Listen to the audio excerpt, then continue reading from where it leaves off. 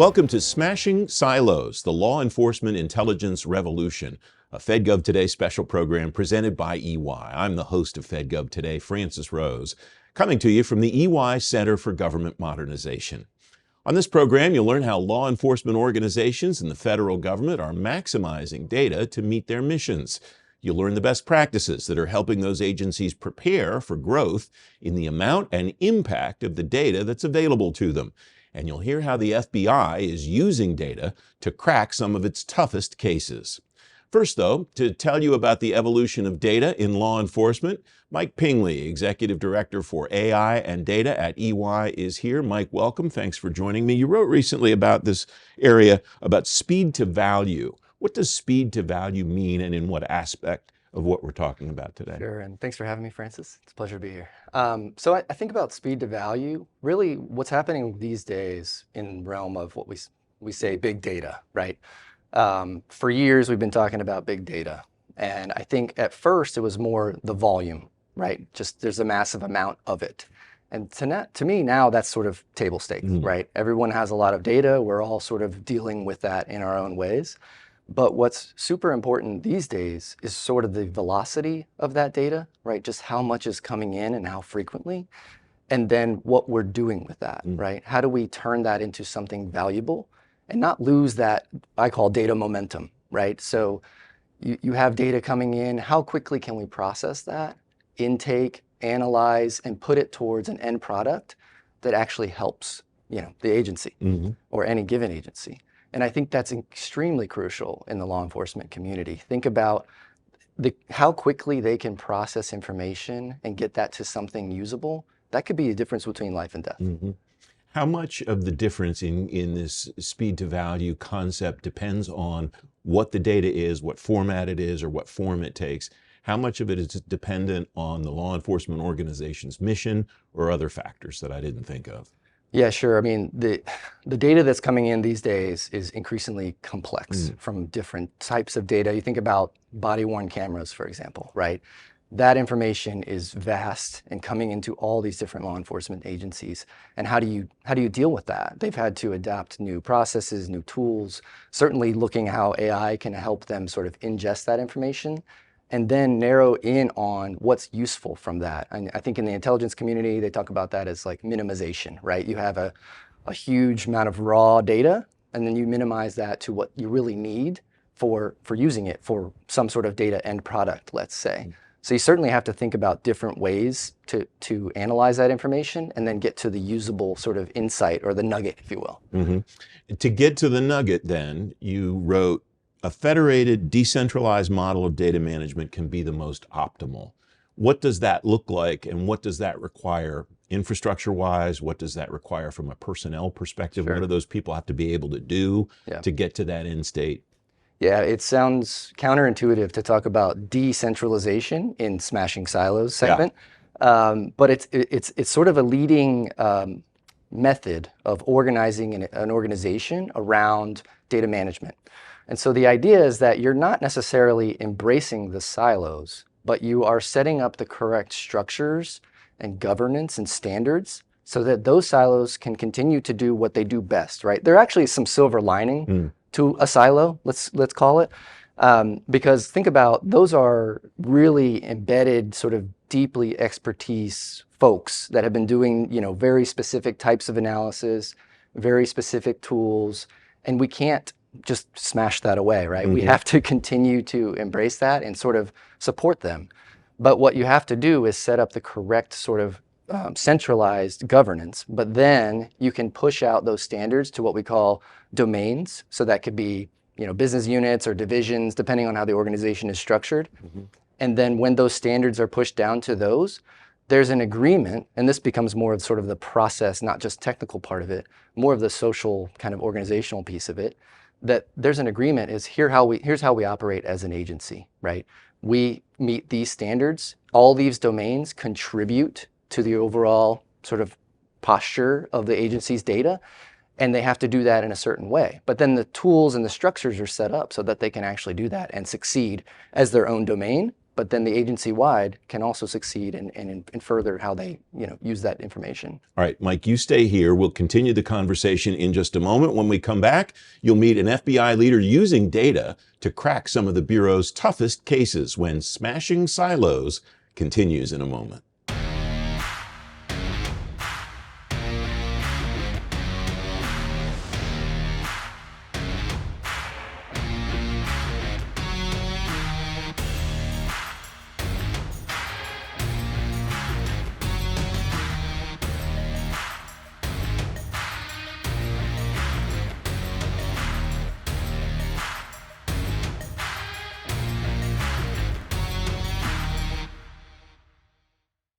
Welcome back to Smashing Silos, the law enforcement intelligence revolution, coming to you from the EY Center for Government Modernization.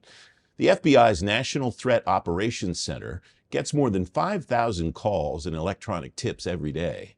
One of the leaders in the effort to sort through them and take action on the ones that matter is Tim Ferguson, Assistant Director of the Criminal Justice Information Services Division at the FBI. Mike Pingley of EY is back with us. Mike, thank you for staying with us. Tim, welcome. Thanks for joining me today. What is the mission at CJIS? So the CJIS division's mission is to provide criminal justice information to those who need it, when and where they need it. And our customer base is vast. I mean, it could be a teacher who's trying to get a background check to work in a position of trust. It could be someone who's trying to obtain a firearm. It could also be the public who's calling to report tips, as you mentioned in the opening, about the number of tips that we receive every single day.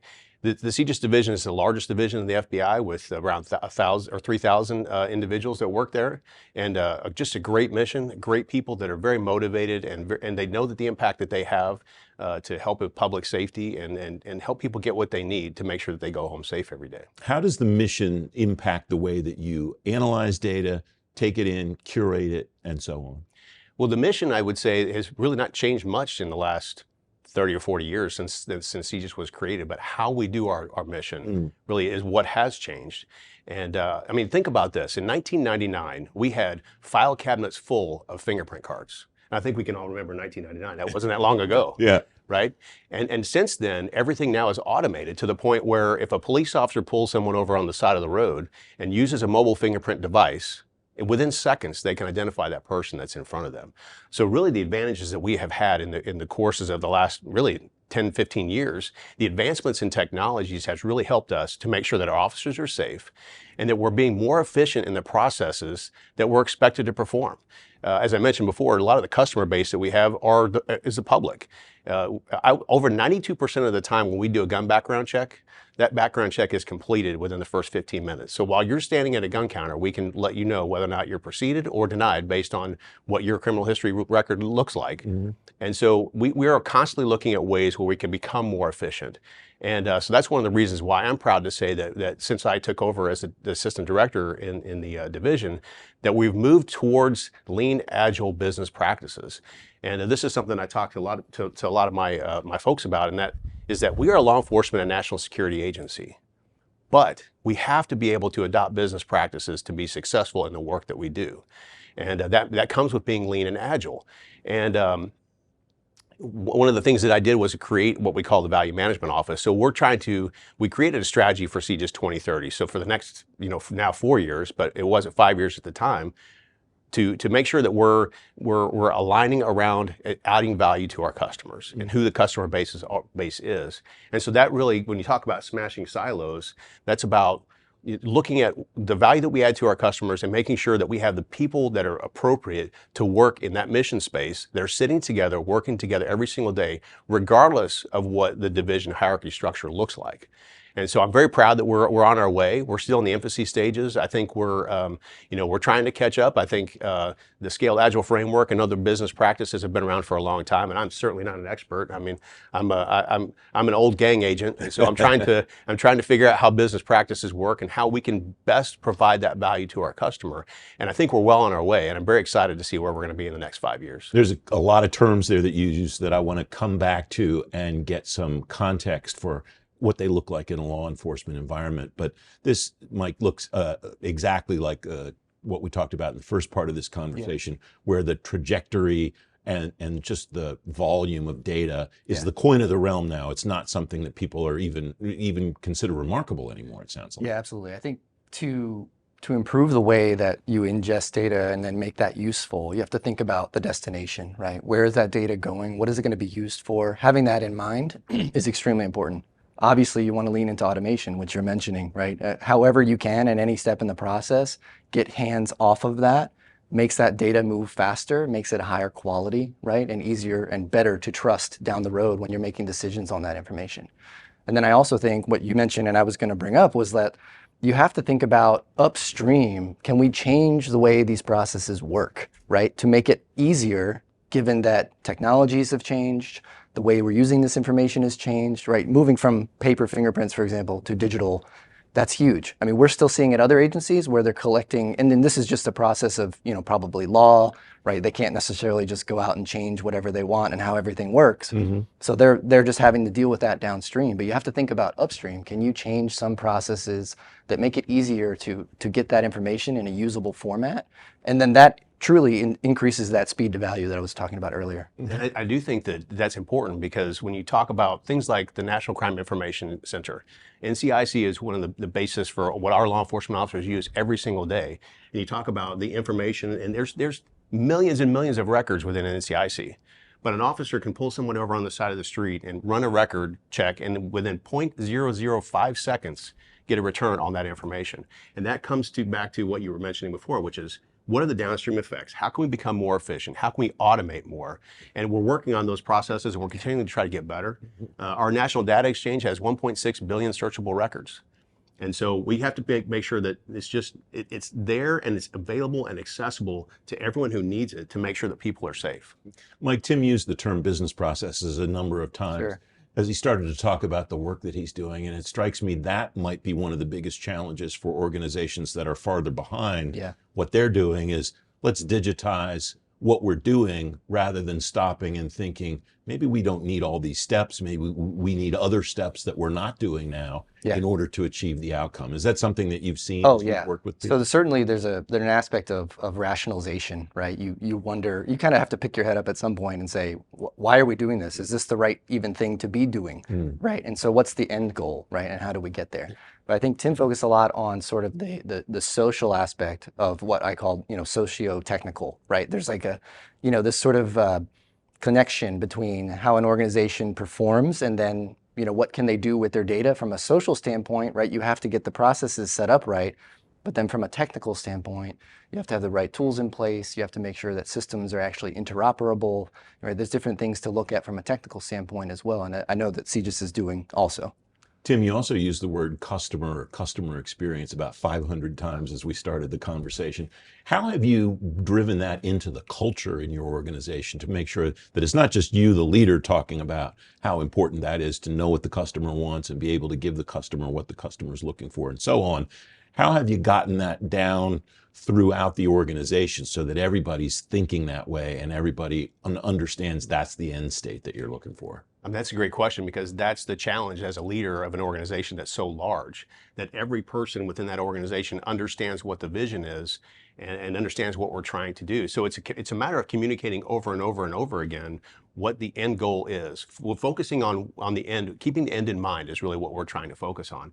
But I'm very lucky because the men and women of the CJIS division are phenomenal.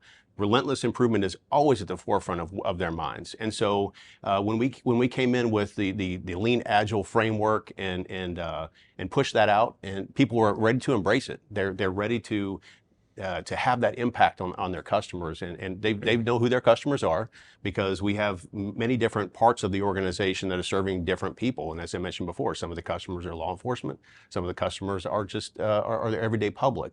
And so it wasn't really difficult to try to get them on board with it, because their mindset there is having an impact and making sure they're adding value to the work that they do. What have you seen, Mike, culturally that has helped leaders like Tim drive that throughout their organizations? I think what's really important to think about is transparency, and that can mean a few different things, right? I think about that from like a data standpoint, right? You want to be transparent with what data we're presenting, what can we show, and obviously if you have higher quality data, you're more likely to be more transparent with that. But then I think that also goes from, like a leadership standpoint, what you're dealing with day to day, just recognizing where you are and being realistic about that. I think that's important, and people will respect that and sort of get behind, the call to do this or that to better the organization. And I think the transparency is huge, and I love that you mentioned that, because I think that is so important in the work that we do. I want people to know what it is we do at the CJIS division. I want the American public to know what it is we do at the CJIS division. And for my folks, when I talk about communication, I'm putting out emails, I'm doing videos, I'm walking on the floor and talking to the folks that are at the line level doing the work, so they can ask me any question at any time. I have a meeting once a month with all of the leaders in my division. And there's 300-400 people that come into the auditorium. And I bring all the executives up to the room and I say, you can ask me anything you want. It's open forum. And that goes back to that transparency piece of it, because I want them to know that, hey, I've asked them, I said, just get on this boat with me. And I said, you don't even have to row. Just get on the boat with me and just see where we go. And I said, I promise you, you'll want to pick up a row at the end of the day and start helping us get to where we want to go. You said a few minutes ago that you're not an expert in business practices. I'm not sure I believe that, but okay, I'll take it at face value. As you learned about the business practices that apply to the work that you're doing, did you find that you could adopt them as they were, or was there some special thing that you had to modify to fit in a law enforcement environment? Or how did that work? What did that look like? I think we're still learning that piece of it, but I would say that I agree with you, because the law enforcement and national security community is not making something, and they're not making a product, and they're not looking at who the customer is that's going to be using this product per se. I mean, we are in the sense that we have criminal history record information, we have gun background checks, so they are, but we're not making something. And so when we talk about the efficiencies and the processes in place, but we can still adopt a lot of those same processes. So it's more so than not, it's very similar to the way I think that will probably happen in the business world. But we still have to make some minor modifications, recognizing that, hey, we have a job to do. We have to make sure that the American public is safe. We have to protect the Constitution. All of those things are at the core of everything that it is that we do, and has to be on the minds of every one of the employees as we're learning about organizing around value and adding that value to customers. That sounds like that's more a public sector model versus a private sector model, though, than Leo against some other type of civilian government organization. Am I on the right track there, do you think? That sounds right to me. I believe so, yeah. Yeah. What do you see as the best way to drive that throughout that mentality throughout the organization, Mike? I think it's about thinking about, you said sort of thinking about the end goal, right? And really what you're charged to do is share information, right? And enable other agencies or, state, local, tribal, right? And so I know that something that folks have been thinking about for a long time is how to enable that in a sort of consistent way, right? So thinking about the National Information Exchange Model, the NEAM standards, right? So I'm taking it back to data, because I'm a data guy, but setting those standards on a national level, and actually perhaps broader than that. But I know the law enforcement community has been working on that for decades, right? Of trying to set these standards of how things are documented. And essentially it's the language so that these agencies can communicate with each other, right? And having that is extremely important. I know it sounds simple, but it's really not, especially when you're dealing with a number of systems that you've had for many years on different platforms, had specialization for a long time for a very specific, for good purpose. But now it's time to sort of see how can we bring that together and make sure that it's all translated and interoperable, and then communicates towards the end goal, which is really helping the public, right? And I think that's important too, to talk about the modernization. He kind of hit on this a little bit, because we have systems that have been around for decades. And so we cloud modernization is really big for us right now, moving all the systems into the cloud. How we can best get away from having data centers. We want to get away from that, and that way we can add the best efficiency and processes to our local law enforcement partners that we can do the best that we can on that. So we're embracing all of those technologies. It's important for us to get to the point where we're utilizing things like generative AI. And I've been around long enough to remember when AI was a 4-letter word. Yep. in law enforcement and national security. But you know, I think this administration is pushing for more use of AI, and I think it's important for us as a law enforcement and national security agency to embrace artificial intelligence and to do it ethically and to be able to explain to people how we're using it. You mentioned at the very beginning of this that the National Threat Operations Center receives over 5,000 calls and e-tips every single day to our center. So how do we prioritize those? We have to use things like AI and threat sensing algorithms to make sure that we're addressing the most important ones first. And that goes back to the whole modernization thing that I think is really important for us to embrace that. And again, in the CJIS division, we are embracing those aspects. I feel like you can chew bubblegum and walk at the same time. And we have many different things that we're doing as a division, but all of those things can connect to one another and work together to make sure that we're improving efficiencies and adding value to our customers. Mike, I have to give you a big thanks because as you answered that last question, I thought, you know, we haven't talked about technology much at all over the course of this conversation. Yeah. We've gotten this far into it and we haven't. And so thank you for moving us in that direction because that's where I wanted to go for that exact reason. We haven't addressed the technology modernization that you undoubtedly have had to undertake in the office that you're doing. How much of that were you involved with and how much of it was you're going to let the technology team do what the technology team does and show you the opportunities that you have to advance your mission based on what they've learned?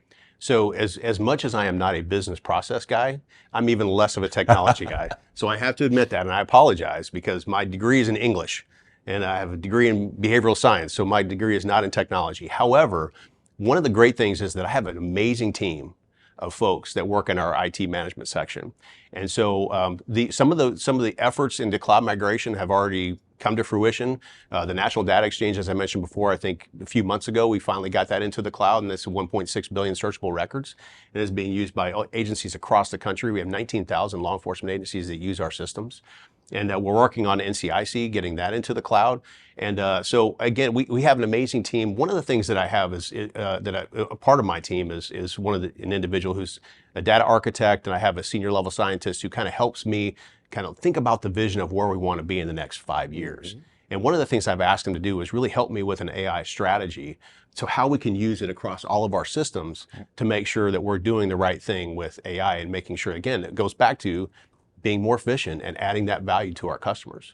When people think about AI and the technologies that will follow it, because inevitably there will be some, Mike, it's tempting to do, I imagine, in the law enforcement community, what it's tempting to do in the defense community, and think about how those technologies apply to the very tip of the spear. Sure. And at the same time, DoD leaders tell me, and you can correct me if I'm wrong in law enforcement as well, but I bet it's the same, that it's the back office functions that will also benefit and maybe be as important as the tip of the spear functions. Is that something that you're seeing as law enforcement organizations start to think about the future? Yeah, for sure. I think you look across any process or sort of, routine type of thing that could be automated to an extent. And there's a lot of methods to do that don't necessarily involve generative AI yet, right? And you can think about what can you do today, maybe that wouldn't necessarily break some policy or some executive order, et cetera, right? But I think what everybody is looking at, they see the potential use cases for AI, but then you have to address, are you ready to do that, right? Are we ready from a data standpoint to really make use of that, to make the best use of that, right? And so certainly some of the data management principles that I was mentioning earlier, you really have to get those things in place to be AI ready, right? And they're interlinked. You can't disconnect them, right? Everybody's talking about AI is sort of new. It's really not, right? Generative AI is new. Large language models, that came out, that was a big thing. But there's other AI that certainly CJIS is already using, like, reading images, right? OCR type stuff. I mean, it sounds old at this point, but it's still extremely important, and still that's technically artificial intelligence. Yeah. I really enjoy talking to Mike because I feel like I'm talking to my folks back in the CJIS division, because they're telling me exactly the same thing when it comes to making sure that the data is pure. If you add a large language model to anything and you don't have good data behind it, it's not going to work.